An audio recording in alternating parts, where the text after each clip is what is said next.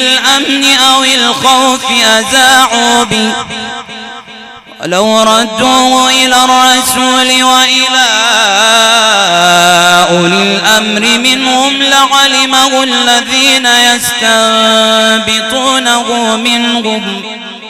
ولولا فضل الله عليكم ورحمته لاتبعتم الشيطان إلا قليلا فقاتل في سبيل الله لا تكلف إلا نفسك وحرض المؤمنين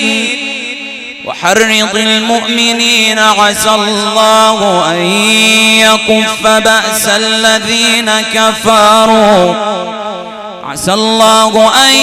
يكف بأس الذين كفروا والله أشد بأسا وأشد تنكيلا من يشفع شفاعة حسنة يكن له نصيب منها ومن يشفع شفاعة سيئة يكن له كفل منها وكان الله على كل شيء مقيتا وإذا حييتم بتحية فحيوا بأحسن منها أو ردوها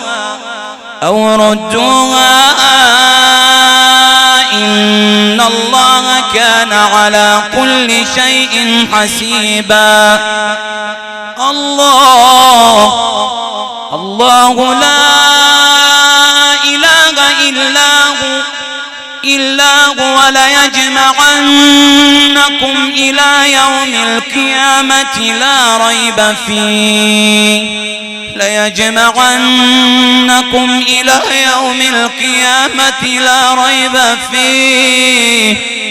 الله لا إله إلا هو ليجمعنكم إلى يوم القيامة لا ريب